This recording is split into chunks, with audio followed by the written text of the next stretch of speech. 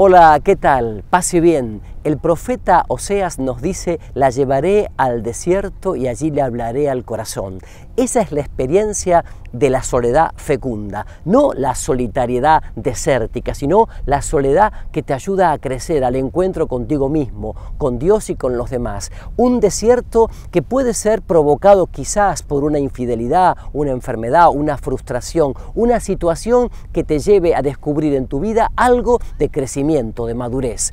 Te invito en este capítulo entonces a que experimentemos la soledad fecunda que experimentó Abraham, Moisés, David, los profetas y también muchos contemporáneos que a través de esta experiencia han crecido y han sacado lo mejor de sí.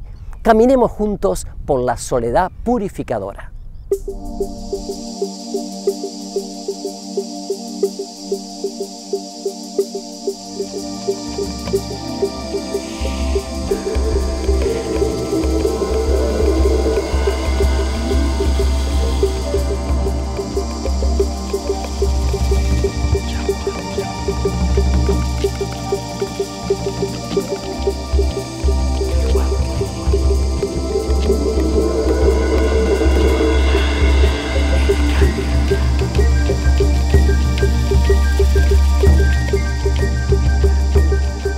Pero no todo es una solitariedad avinagrada, replegada, que te hace daño, que te oscurece.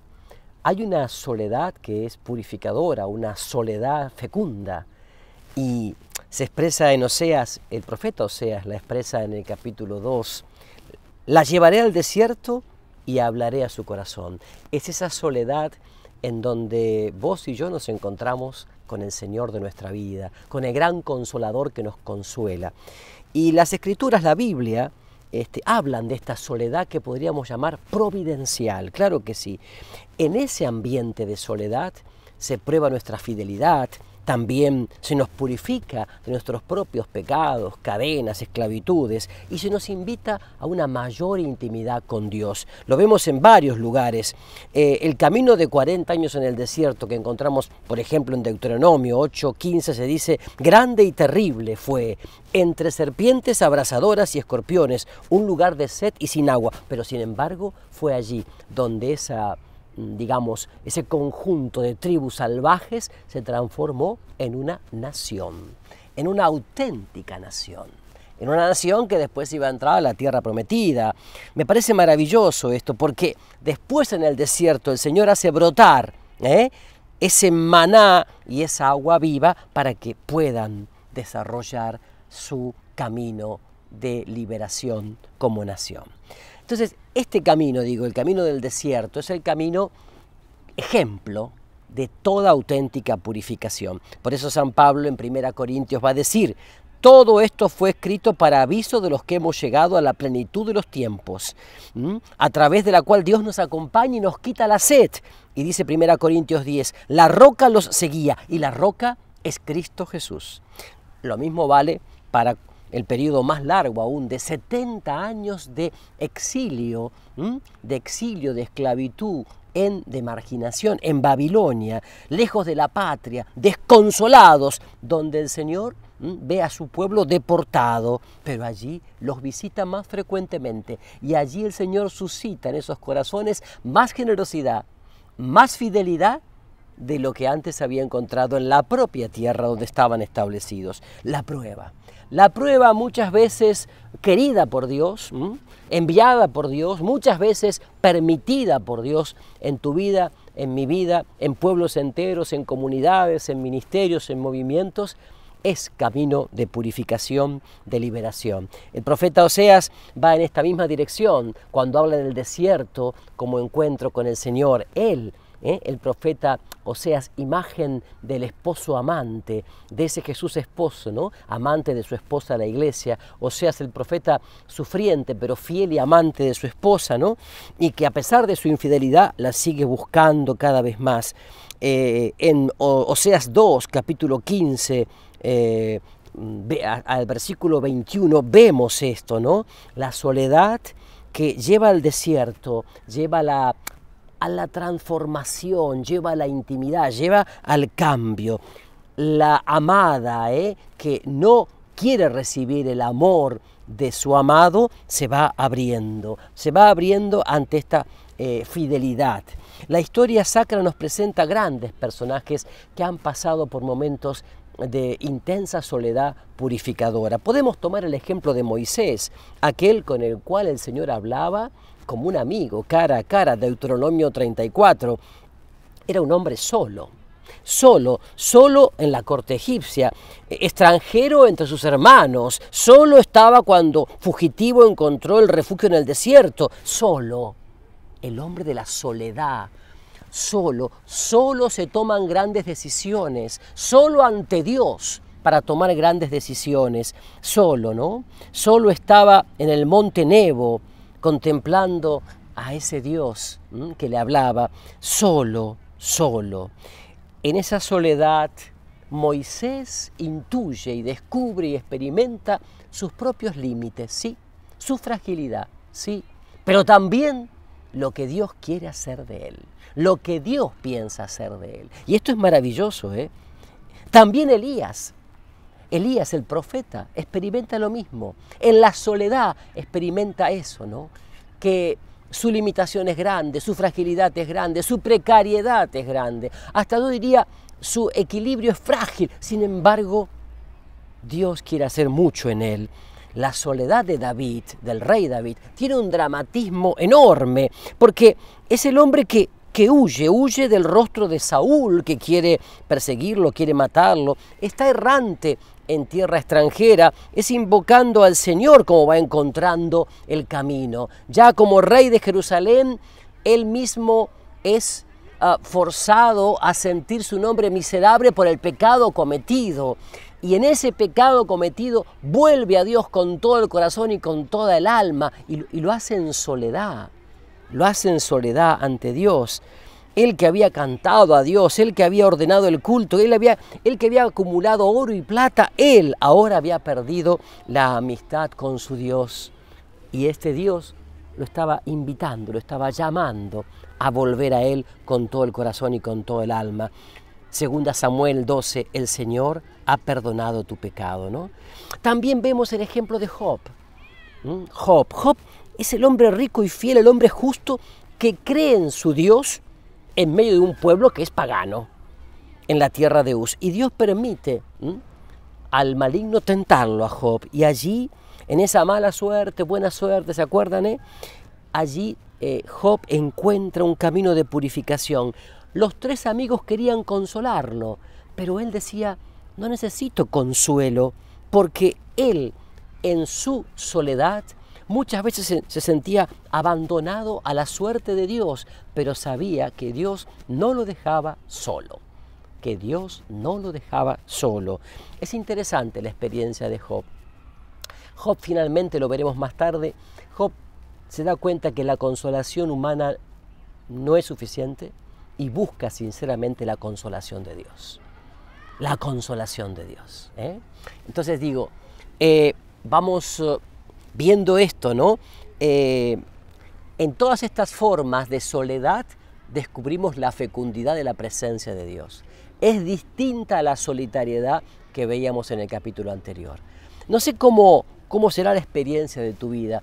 Me gustaría que me la compartas también a través del correo electrónico que ponemos al pie de esta imagen, para que vos me escribas y me cuentes qué momento de tu vida tuvo esa experiencia de soledad fecunda, donde vos fuiste vos delante de Dios, donde a lo mejor nadie comprendía tu situación, pero te dabas cuenta que ese momento era momento de gracia, momento de bendición, momento, yo diría, fundante en tu vida. Entonces digo, en la vida de los santos encontramos muchas experiencias similares, figuras maravillosas, almas elegidas realmente, que en la soledad y a veces en la desolación, en el silencio de un Dios que no habla, que no se comunica, han encontrado un camino pedagógico y mistagógico, las dos cosas.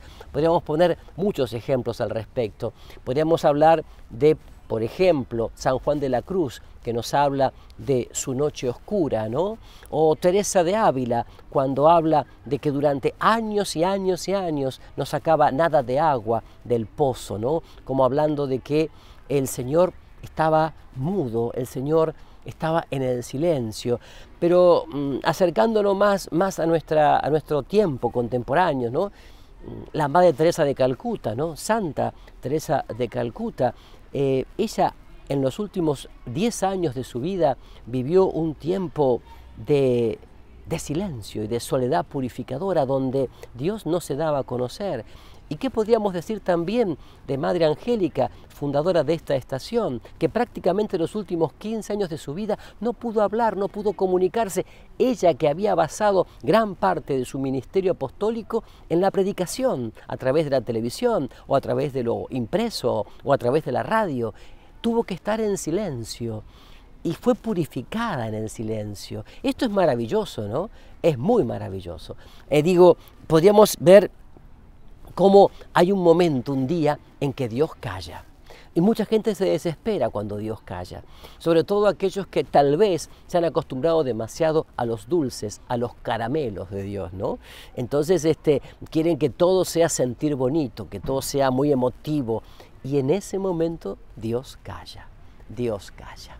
Por eso yo te invito a que finalmente en esta pausa que vamos a hacer antes de volver, nos vayas diciendo o comentando cuáles son los momentos en que Dios cayó en tu vida. O sea, cayó en el sentido de que no se manifestó, no se dio a conocer.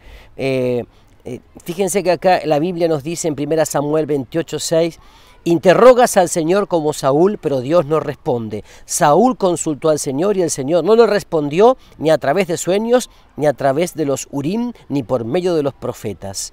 Entonces allí es donde el ser humano gime, grita y muchas veces se desespera.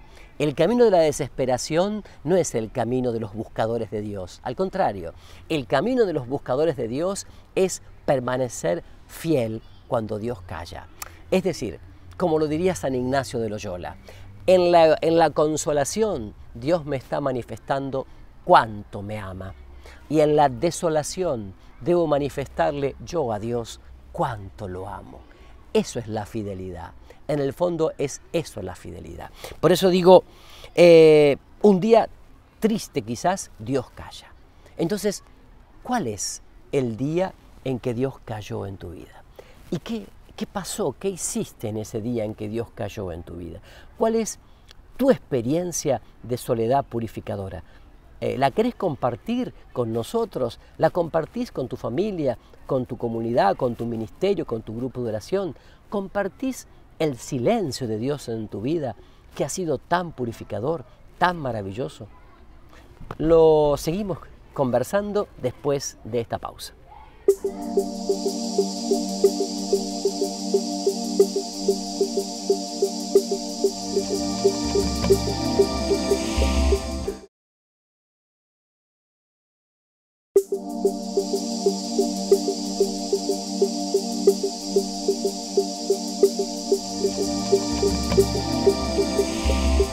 Los momentos de soledad purificadora, habíamos quedado en eso. ¿Cuáles han sido en tu vida? Y quiero seguir contándote las anécdotas de no pocos santos y santas de nuestro tiempo. Yo diría que todos han pasado por ella. Todos han pasado por esa soledad que nos purifica como el crisol en el fuego, ¿no? Así, yo recuerdo una vez que visité Taxco en México, que me explicaron allí cómo se hacía la plata, ¿no? Sacada de la mina, pero finalmente la plata era oscura y el platero era el hombre que tenía que, a partir de la construcción de la vasija o de lo que sea, del objeto, tenía que lustrarla durante semanas y semanas para que su rostro se reflejara en ella. Y allí, en ese momento, esa pieza estaba concluida, estaba lista para la venta. Y a mí me quedó mucho esa imagen, porque lo que hacía el platero era purificar la plata hasta reflejar su propio rostro en la en lo que él había construido, en la vasija, en el vaso, en la pieza que él había construido. Entonces digo, ahí está el tema de la soledad purificadora. Cuando canonizaron a la Madre Teresa de Calcuta, se puso de manifiesto sus 10 años de oscuridad, prácticamente los 10 últimos años de su vida de peregrinaje en esta tierra. Ella vivió en el silencio de Dios. Dios callaba, Dios no se manifestaba. Lo mismo cuando fue la beatificación de Monseñor Romero, ¿no?, el arzobispo de El Salvador, se dijo que en los últimos años de su vida, antes de su martirio, realmente él experimentó la soledad de Dios. La soledad de un Dios que no se daba a conocer, no se manifestaba, que provocaba esa sensación de orfandad, pero que al mismo tiempo no era ausencia, sino presencia. Es el momento en que, meditando la palabra que meditamos siempre, es como que Dios, entre comillas, no me dice nada. Es el momento en que me pongo delante del Santísimo, del Sagrario, como otras veces, y Dios no me dice nada, entre comillas. Es el momento en que voy al grupo de oración o participo de la Santa Misa y es como que Dios no me dice nada. Para muchos, esta ausencia de Dios, que en realidad es presencia, ha sido dura y difícil. Sin embargo, se mantuvieron fieles. Se mantuvieron fieles, porque en eso se manifiesta que esa persona está preparada para la prueba, que está preparada para seguir adelante, que está preparada para ser santo, según el querer de Dios, porque la voluntad de Dios es que todos sus hijos e hijas estén con Él, y en eso consiste la santidad. El padre Pío de Pietrelcina también, el único sacerdote presbítero que tuvo los estigmas durante muchos años, experimentó en los últimos años de su vida y ya antes también en la incomprensión, en la persecución que sufrió aún dentro de la iglesia, ¿no?, experimentó esta soledad de Dios, esta soledad de Dios. Por eso te estoy diciendo esto. Muchas veces Dios permite esta soledad en tu vida también para purificarte de pecados, de infidelidades que han pasado en tu vida, que han pasado en tu vida lejos del Señor, o que han pasado en alguna circunstancia de tu vida en que quebraste la alianza y el pacto con Dios. Y el Señor permite esto para purificarte, porque Él quiere que llegues al encuentro de Él purificado, es decir, limpio, sanado, para ese abrazo que no conoce el ocaso, para ese abrazo que no tiene fin. Muchas personas me han dicho, sé que lo que estoy viviendo es duro e incomprensible, pero sé que Dios Padre en Jesús tiene un plan y un proyecto para mí también en esto, en este silencio que tiene que ver con esta enfermedad prolongada, que me ha postrado en esta cama por meses o por años, en este silencio que junto con el dolor físico me lleva a un dolor moral y espiritual porque Él no se comunica, porque Él no se revela, en este silencio en donde las personas buenas y rectas y honestas que vienen a verme también no me dicen nada porque en realidad yo estoy así como en una situación de que nada me sacia, pero sin embargo estoy en paz y me siento pleno, aunque estoy en búsqueda y estoy inquieto. Esta es la experiencia de la soledad purificadora, una especie de ya, pero todavía no, una especie de ausencia que en realidad es presencia, una especie de noche que sin embargo me llena de luz, y una luz tan potente que me enceguece y no me permite ver. Esto sí que es maravilloso, una soledad purificadora. Seguramente los que me están viendo y escuchando, si han querido de verdad avanzar en el camino del Señor, con una conversión sincera, hecha de oración prolongada delante del Santísimo, hecha de lectio divina, lectura atenta y meditada de la palabra de Dios cada día, hecha de apostolado, de obras de misericordia espirituales y corporales, han experimentado o están experimentando esta noche. esta noche, esta oscuridad, esta soledad purificadora que no tiene nada que ver con la solitariedad que te repliega y te encierra. ¿Por qué? Porque yo te puedo decir que en medio de esta soledad purificadora tienes la capacidad, como nunca antes, que es don, gracia y bendición, de ser un canal en el servicio de los demás. Comunicas, manifiestas en tu mirada, en tu palabra, en tus gestos, en tu apostolado y en tu servicio, un estilo de vida que antes no experimentabas. Es como que se está dando en tu vida aquello que San Pablo expresa tan maravillosamente. Ya no vivo yo, sino que es Cristo que vive en mí. Es decir, que a partir de esta soledad purificadora has sabido correrte para que Él sea el centro, para que Jesús sea el centro de tu vida, para que Él sea el eje de tu vida. Y esto se manifiesta en pequeños detalles, en pequeñas cosas, y los demás se dan cuenta cuando te dicen muchas veces realmente irradias a Cristo, irradias a Dios, irradias la luz de Dios, eres irradiación de Dios.